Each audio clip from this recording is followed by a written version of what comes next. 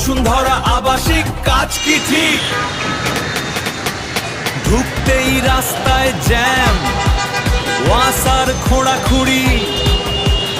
এদিকে আবাসিক এলাকায় রিক্সা চালকের অ্যাপ্রন ছেঁড়া।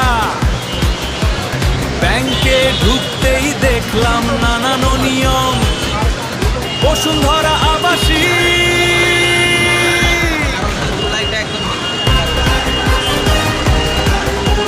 বসুন্ধরা আবাসিক কাজ কি ঠিক? ঢুকতেই বসুন্ধরা গেটে প্রচণ্ড ভিড়, প্রচণ্ড যানজট, মাইলের পর মাইল যানজট। ওখানে সামনে সাইনবোর্ড দিয়েছে ওয়াসা, যে উপরিভাগের পানি ডিস্ট্রিবিউশনের জন্য সোয়ারেজ পানি পরিবহনের জন্য রাস্তা তৈরি করা হচ্ছে।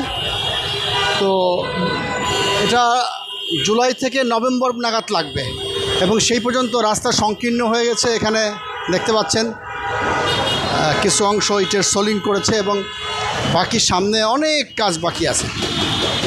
এটা জুলাই থেকে নভেম্বর পর্যন্ত সমস্যা থাকবে। এই পাশে হচ্ছে বসুন্ধরা আবাসিক এলাকা। আমি এটার ফ্লাইওভার থেকে মানে ফুটওভার ব্রিজ থেকে বলছি। এই ফুটওভার ব্রিজটা ব্যাপক ব্যবহার হচ্ছে। এই কাজের গতি আমার কাছে দৃশ্যত ধীর মনে হচ্ছে। মানে ওখানে সামনে কোনো মানে ভেকু কাজ করছে না, হয়তো অবসরে ভাত খাইতে গেছে কিংবা লোকজনের আনাগোনা তেমন দেখছি না, কিন্তু সুবিশাল যানজট। এই যানজট নগরবাসীকে নভেম্বর পর্যন্ত ওয়াসা ঘোষণা দিয়েছে এবং নভেম্বরের মধ্যে হয় কি না নাও হইতে পারে, কারণ কাজের খুব গতি বলে মনে হচ্ছে না। যদিও এখন দুপুরের সময়, এই সময় কাজ বন্ধ থাকতে পারে, কিন্তু আমার তো মনে হয় যে এখানে লাঞ্চ ব্রেক ওইভাবে থাকার কথা না। যেভাবে যানজট এখানে পর্যায়ক্রমে খাবে শিডিউল করে, কিন্তু এখানে কাজের লাঞ্চের কারণে কাজের ব্রেক হওয়াটা তো খুবই অন্যায়। কেননা এটা হচ্ছে একটা চলমান ব্যস্ত শহরের রাস্তা বসুন্ধরা গেটের সামনে, সেখানে প্রচণ্ড জ্যাম। আপনারা এই জ্যাম সম্পর্কে আপনাদের কোনো মতামত থাকলে জানাবেন। আমি গ্রিন পার্টি বাংলাদেশের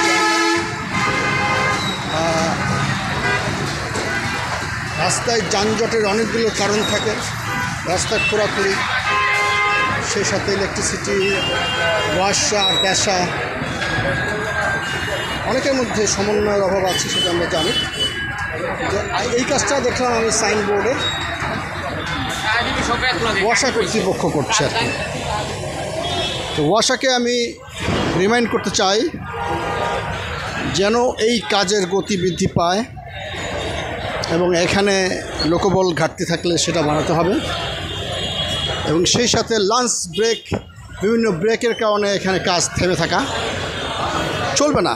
এখানে বাই রোটেশন ওয়ার্কার দিতে হবে যাতে করে কাজ চলমান থাকে। এত বড় রাস্তার মাঝখানে এত বড় জায়গা বন্ধ করে কাজ করছেন এবং দৃশ্যত এই সময় এই কাজের অগ্রগতি কিছু দেখা যাচ্ছে না। বসুন্ধরা আবাসিক কাজ কি ঠিক? ঢুকতেই রাস্তায় জ্যাম। বসুন্ধরার আবাসিক এলাকায় ঢুকলাম। এখানে আমি ফটোতে দেখাবো না, এতে তাদের সমস্যা হতে পারে। রিক্সা চালকের গায়ে যে অ্যাপ্রন আছে, এই অ্যাপ্রনটা ছিঁড়ে ঝুড় হয়ে গেছে। মানে করুণ অবস্থা। গায়ের মধ্যে কোনো মতো ঝুলিয়ে রেখেছে, তার অংশ বিশেষ নেই। কোনো একজন সুতার মতো ঝুলিয়ে রেখেছে, কোনো মতে কালার বিবর্ণ হয়ে দেখাচ্ছে একটা কিছু তার গায়ে আছে। আমি জিজ্ঞেস করলাম, বললো যে এটা পরিবর্তন করে দেয় না। এটা একটি কমপ্লেন আছে বসুন্ধরা আবাসিক এলাকায়, যে রিক্সার অনুমোদন যারা দিয়েছেন, যাদেরকে দিয়েছেন তাদের সবার জন্য এই বার্তা। আমি রিক্সাওয়ালার ছবি তুলে দেবো না, রিক্সাওয়ালা বিপদে পড়তে পারে। তো আর একটি বিষয় হচ্ছে যে আমি একটি ব্যাংকে ঢুকেছিলাম প্রয়োজনীয় কাজে। খুবই স্বনামধন্য একটি ব্যাংকের শাখা, বসুন্ধরা শাখা। ব্যাংকের ম্যানেজারকে পাইনি, উনি হয়তো কাজে বাইরে আছেন। সেকেন্ড ম্যানকে খুব স্মার্ট দেখলাম, কাজ করছেন। ক্যাশ ইনচার্জ ক্যাশ ইনচার্জ নামাজ পড়ে খেয়ে দিয়ে আসলেন, তার সঙ্গে কথা হলো। তো খুবই চমৎকার এনভায়রনমেন্ট। কিছু ছোটোখাটো কিছু ভুল ত্রুটি আছে। অনেক দিন আগে দেখতাম যে সেখানে গানম্যান থাকতো না, এখন গানম্যান দেখলাম আছেন। যদিও গানম্যান স্পঞ্জ পরে ডিউটি করছেন, নামাজ পড়েছেন, জুতা পরতে খেয়াল নাই। আর একটা জিনিস খেয়াল করলাম, সেটা হচ্ছে ডিসপ্লে সেন্টার, যেখানে এফডিআর এবং সেভিংস অ্যাকাউন্টের রেট অফ ইন্টারেস্টের ডিসপ্লে সেন্টার খুবই করুণ অবস্থা। 22 সালের পরে আর পরিবর্তন করা হয় এবং সেখানে দেখা যাচ্ছে যে ডিসপ্লেতে নানান রকম তথ্য। এখানে ঘড়ির কাঁটা 12টা, এখন তো 2টার উপরে বাজে। ঘড়ির কাঁটায় 12টা, তারিখ রয়েছে 22 সাল। নাস্তানাবুদ অবস্থা। এখানে কোনো ডিসপ্লে চেঞ্জ করা হয় না, অথচ ডিসপ্লে লাইট জ্বলছে। এইসব ছোটোখাটো বিষয় নিয়ে আমি কোনো ব্যাংকের নাম বলবো না, কেননা যে ব্যাংকের যারা অফিসার কাজ করছেন প্রাণান্তকর। ম্যানেজমেন্ট সিস্টেমের মধ্যে কিছু ত্রুটি থাকতে পারে, সেগুলো যেন ঠিকঠাক মতো করা হয়। মেটাল ডিটেক্টর দিয়ে আমাকে চেক করা হয়নি, সেটার জন্য করে। এবং এখানে গানম্যান সিকিউরিটি সিস্টেম উন্নত, বেশ ভালো লেগেছে। কিন্তু গানম্যান যে যুদ্ধটা করবে তার পায়ে জুতা নেই। একজন ডেস্কে ইন্টার্নি বসা, কেটস পরা, ড্রেস কোড ঠিক নেই। ইন্টার্নি বলে ধরে নিলাম। যিনি ব্যাংকের ড্রেস পরা এমন একটা মেসেঞ্জারকে দেখলাম স্যান্ডেল পরা। এইরকম অবস্থা ঢাকা শহরের মতো জায়গায়।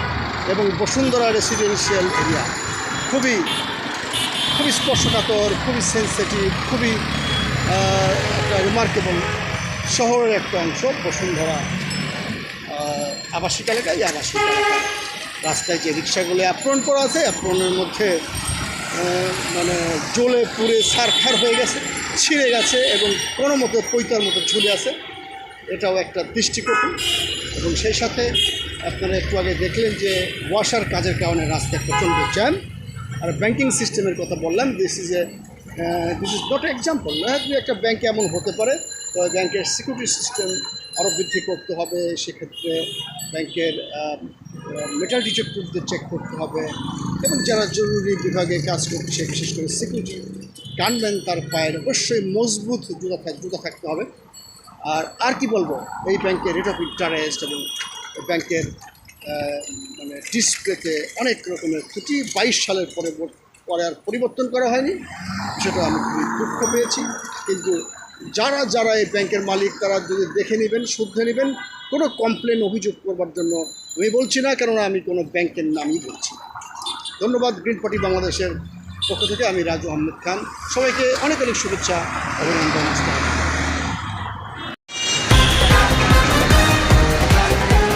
বসুন্ধরা আবাসিক কাজ কি ঠিক?